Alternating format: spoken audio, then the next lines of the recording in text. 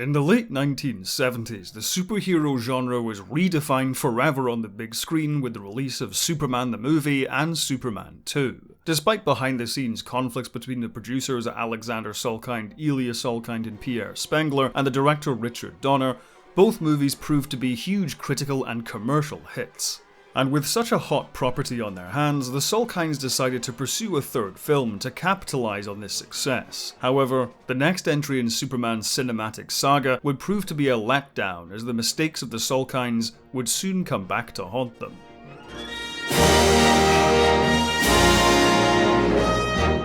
Following the end of production on Superman the movie, Richard Donner and his friend Tom Mankiewicz, who wrote the first movie, were already toying with ideas for a possible third and even fourth Superman film. Not much is known about how far Donner and Mankiewicz got with their ideas, only that Brainiac was said to be the villain. However, due to Donner's firing after the release of Superman the movie, whatever plans he and Mankiewicz may have had never came to fruition. Nevertheless, Ilya Salkind also saw Brainiac as a suitable villain for a third film, and began writing his own treatment. Salkind's treatment also added in Supergirl, Lana Lang, and Mr. Mxyzptlk. Supergirl would be found by Brainiac much in the same way Superman was found by the Kents, but as Supergirl grows older, Brainiac also develops romantic feelings for her, feelings which she does not reciprocate as she has already fallen in love with Superman, prompting Brainiac to use his technology to mess with Superman's personality. The climax of the movie would have seen Superman, Supergirl, Jimmy Olsen, and Lana Lang all travelling back in time to the Middle Ages for a showdown with Brainiac. Supergirl would then have married Superman in either the end of Superman 3 or beginning of Superman 4. Warner Brothers, which was responsible for distribution and partial financing of the movie, rejected Ilya Salkind's draft. It was deemed too complex and too expensive. The Salkinds ultimately agreed and wanted to save Supergirl for her own solo movie. But the presence of a computerized villain, Superman's personality changing, and Lana Lang were retained for another treatment for a much cheaper film. During the development of the next draft, the producers took a keen interest in Richard Pryor after they saw his appearance on The Tonight Show with Johnny Carson, in which he voiced his hype for Superman 2. What do you go to see? Pictures? What kind? You go see comedies mainly? Oh, I want to see Superman 2. Superman 2? That's what I'm waiting on to see. Really? Yeah. So did you see Superman 1? Sure. Well, this one, remember the people was in the glass? Yeah. Well, he goes and gets them. Yeah. And brings them back to Earth accidentally. And there's 4 Supermans. I didn't know that. Yeah, and 1 Superwoman. Oh, it's going to be good. The previews are great. We were sitting in there, yay, soup! At the time, Richard Pryor had made a successful leap from being a stand-up comedian to a comedic film actor. He frequently collaborated with Gene Wilder, appearing in hits like Silver Streak, Stir Crazy, and The Toy. Pryor, being a huge Superman fan, jumped at the chance to appear in Superman 3, especially after the Salkinds offered him a $5 million payday. Gene Hackman, having refused to return for reshoots on Superman 2 following Richard Donner's firing, also refused to reprise his role as Lex Luthor for Superman 3. Margot Kidder, on the other hand, had a significantly reduced role as Lois Lane in Superman 3, although the reasons why are debated. According to Ilya Salkind, the producers decided the relationship between Superman and Lois Lane had already been explored to its fullest, and wanted to give Superman a new love interest. According to Kidder, however, she believed her reduced role was in retaliation to her public criticisms of the Salkinds over Donner's firing. They hurt my beloved Donner, and I made no bones about how I felt about it, and Christopher didn't as much. At that point, he was very aware of the politics of movie making and who you were nice to, something I never grasped. So I never had a strong sense of how to play the politics of this. I came out in the papers and said, I think they're beneath contempt as human beings.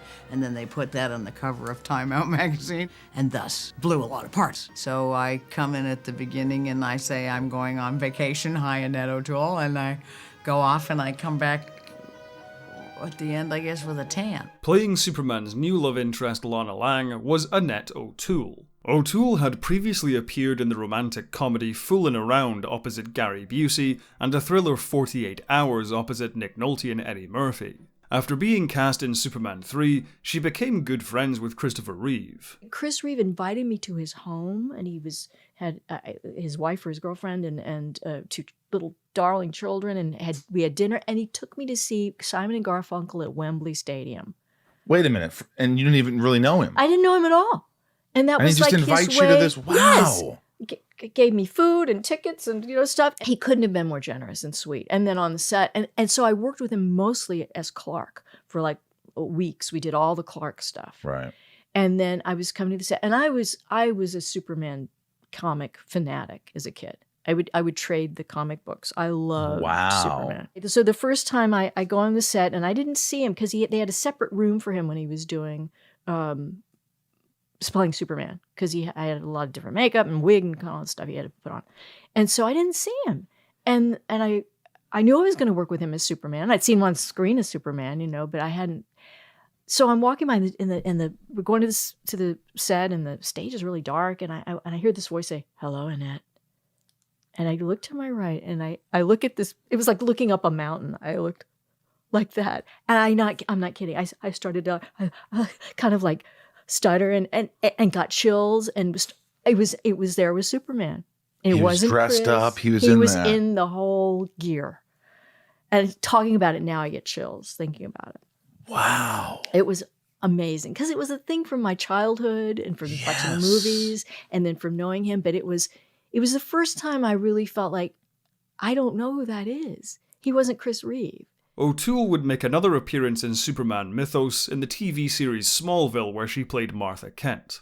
For the chief villain role of the movie, Robert Vaughn was cast as the scheming industrialist Ross Webster. Prior to Superman 3, Vaughn was probably best known for playing Napoleon Solo in the 60s television series The Man from U.N.C.L.E. In film, he had appeared in The Magnificent Seven and Bullet, with forays into science fiction in The Demon Seed and Battle Beyond the Stars. Playing Webster's sister Vera was British-American singer-songwriter Annie Ross. Ross's acting career up until this point had mostly been small roles in British comedies and thrillers. She had also been hired to dub over Sarah Douglas's voice in Superman 2. Serving as the Webster's sidekick would be Lorelei, played by New Zealand actress Pamela Stephenson. British comedy fans will know Stephenson from her stint on Not the 9 O'Clock News opposite Rowan Atkinson, Griff Rhys-Jones and Mel Smith. Filming began on the 21st of June 1982, once again under the direction of Richard Lester, who had completed Superman 2. Lester was a fan of putting broad comedy in his films and wanted to add in more slapstick to Superman 3. This time, no scenes were shot on location in New York, which had been used for the exteriors of Metropolis in the previous movies. Instead, all of the American locations were filmed in Alberta, Canada, in and around Calgary. The exception was Glen Canyon in Utah, which was used as the exteriors for the supercomputer base. The supercomputer itself was an enormous set built on the famous 007 soundstage at Pinewood Studios outside London. Almost all interiors were built as sets at Pinewood, including the Daily Planet and Webster's penthouse. The junkyard where Superman battles his evil self was also created on the Pinewood Studios backlot, while Battersea Power Station was used for the chemical plant. For the visual effects of the film, the same team from the previous films returned, once again making a man fly and creating the extensive miniatures and matte paintings. The animation for Webster's missile targeting system was created by Atari, which was developing a tie-in video game for the film. However, this game never actually materialized. For the music of the film, Ken Thorne returned to compose the score. Once again, Thorne opted to reuse most of John Williams' themes from Superman the movie. However, this time, Thorne also chose to mix in some synthesizers to the themes, inspired by the prevalence of computers in the plot. After a mostly smooth and somewhat lethargic production process, Superman 3 was released on the 17th of June, 1983.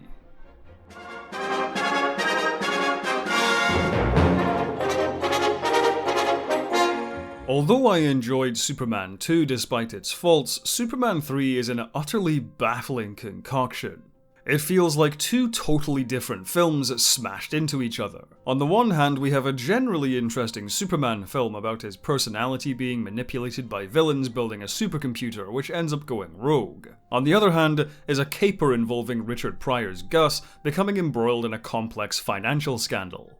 tones, styles, themes, and plots which have no real business being together, and the result is an awkward, slow-motion train crash of a film. Though no film is without redeeming qualities, and Superman 3 certainly has some good, even great elements. The visual effects are just as strong, with the miniatures and flying effects being better than ever. The wire work is especially good here, with some of the best in-camera takeoffs and landings ever seen in a Superman movie.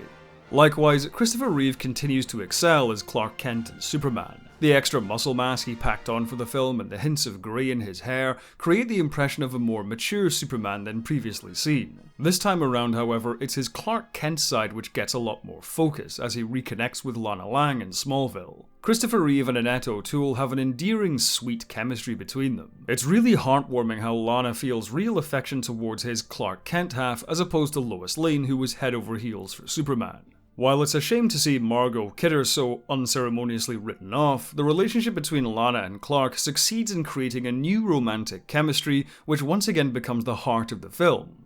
Which is why when Superman's personality starts to change, the way his relationship with Lana is affected feels genuinely frightening. The scene in which he ignores an emergency in favour of coming on to Lana in a truly sleazy way is really uncomfortable to watch and showcases Reeve's acting range. The rest of so-called evil Superman's antics are less effective emotionally, but Reeve is still very strong in his performance. There's honestly something quite charming about evil Superman just kind of being a nuisance, straightening the Leaning Tower of Pisa, blowing out the Olympic flame and so on. No storming the White House this time, he's just kind of a dickhead.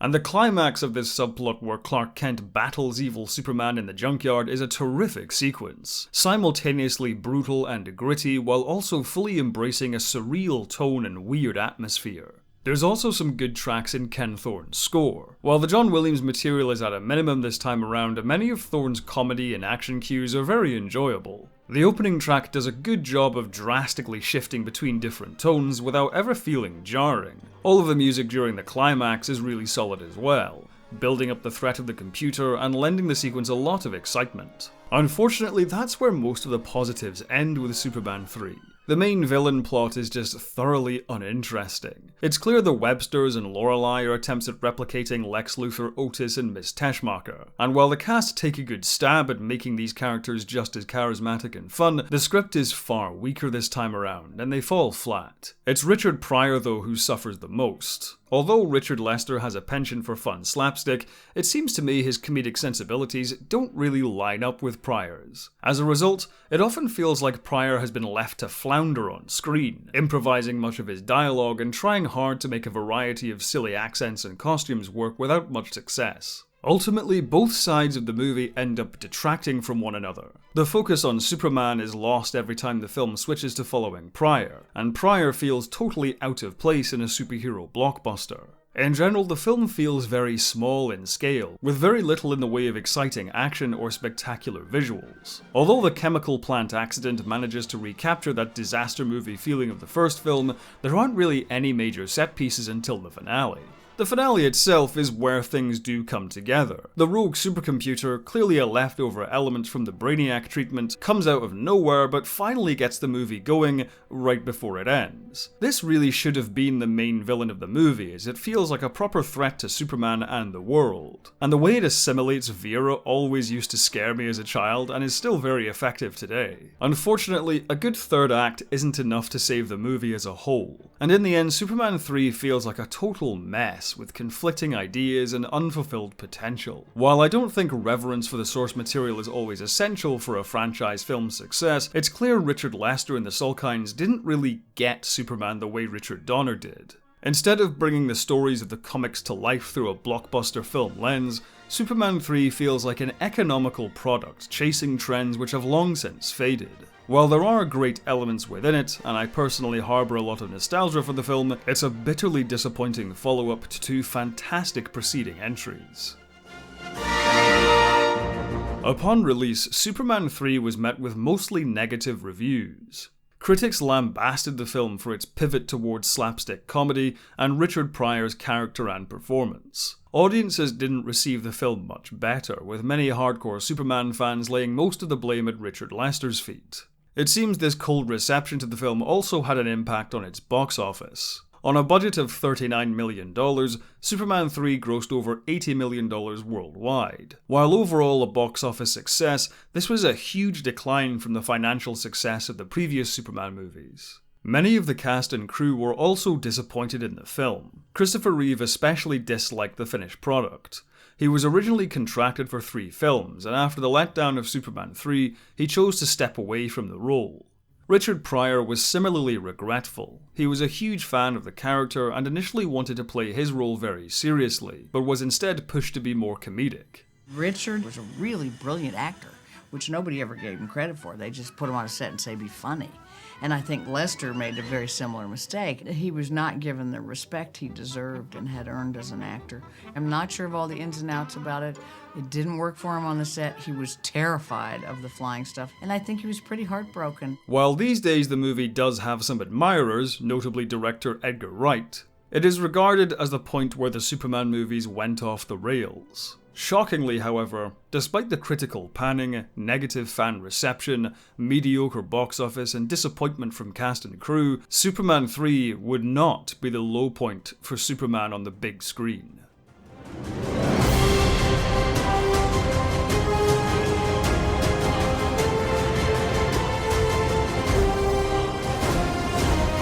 Thank you for watching. If you like my videos, be sure to like, subscribe and share, and make sure to hit the bell icon to stay up to date with all of my new uploads. If you want to help the channel grow, join my Patreon or YouTube members using the links down below. There you can see videos early as well as some exclusive content. Speaking of which, I'd like to quickly thank all of my patrons and members who are now appearing on screen. Have a good one, and as always, live long and prosper.